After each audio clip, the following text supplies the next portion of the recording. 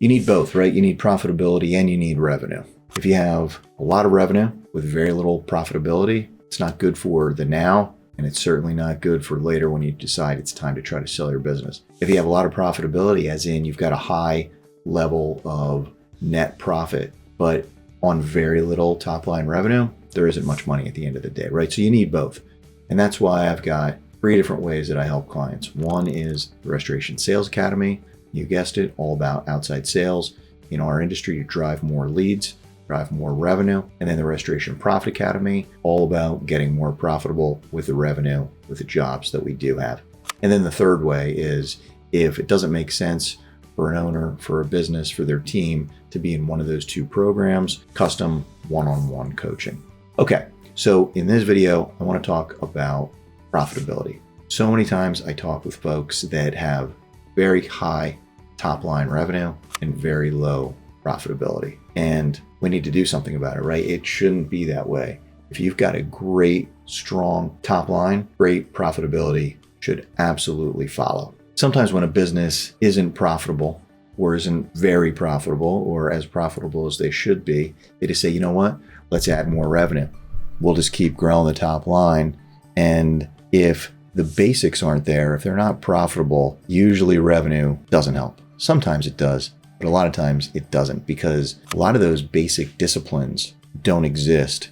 And the problem just becomes even more severe with more revenue, because there's more overhead and there's more opportunity for additional profit erosion. So I think it's very important to start with, and some of this might not even make sense to you, just book a call with me and I'll clear it up. A strong chart of accounts so that your bookkeeping discipline is set up in a way that you can tell, that you can see what's going on in the business, what's going well, what's not going well. And when you're armed with that kind of data, now you can do something about it rather than just wondering, like saying like, geez, we're doing all these jobs, we've got all this revenue, but we're hardly making any money. And I hear people in the industry that are much more profitable than me, and I don't know why. Well, if you're in the dark about your financials, you're just not going to be able to figure it out. So do something about it. You can learn on your own. I'm sure there are other coaches other than just me who work on these things.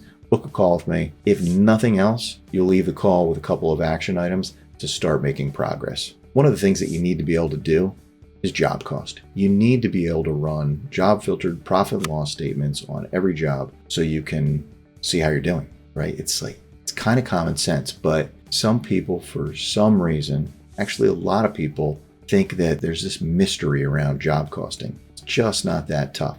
Does it take a little discipline? Absolutely. Is it difficult? No. So if you're job costing, now you can see the individual performance. You can talk with your team members. There's got to be one person on every job that's responsible for the financial outcome, and it shouldn't be the owner. So if you're not able to set a budget and then show the profit and loss statement to show here's the budget, here's the actual, how do they compare, then you can't hold that person accountable for financial performance, right? So without a target, how can they hit it? So you have to be able to job cost. But again, don't overcomplicate it in your mind. It's just not that tough. Book a call with me. I'll help you get started. Now that you're able to job cost, you're going to be able to look at your P&L. You've got the chart of accounts set up the right way, the way that's correct in the world according to Scott. I joke around at my own expense. You're going to be able to see what your gross profit is by division. And then every month when you're looking at your P&Ls, you're going to be able to see, okay, this is what our GP was for water, for fire, for mold, for trauma, for reconstruction, for residential, for commercial, if you want to split it up that way.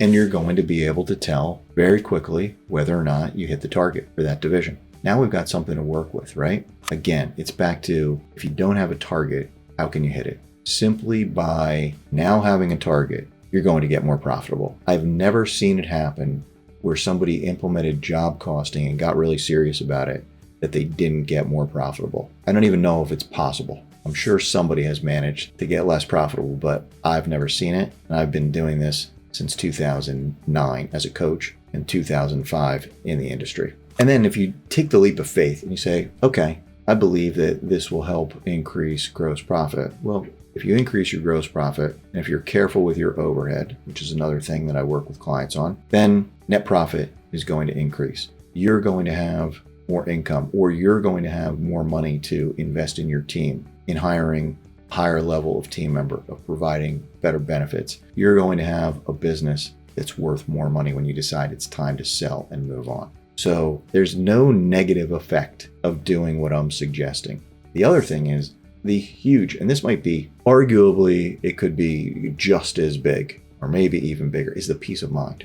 I remember not knowing in the beginning. Not knowing drove me crazy. When we did well, when we had a couple of months that were really strong, it didn't feel that bad because, okay, things are good. I don't know why they're good, but they're good.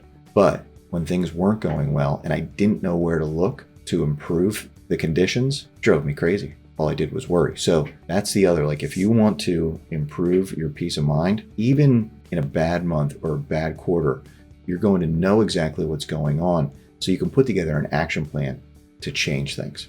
If you want to learn anything more about how I help clients, how I might be able to help you, even if you're not ready for a coaching engagement, book a call with me. And I promise you, at the very least, you're going to come away with a couple of action items that will help you improve your situation.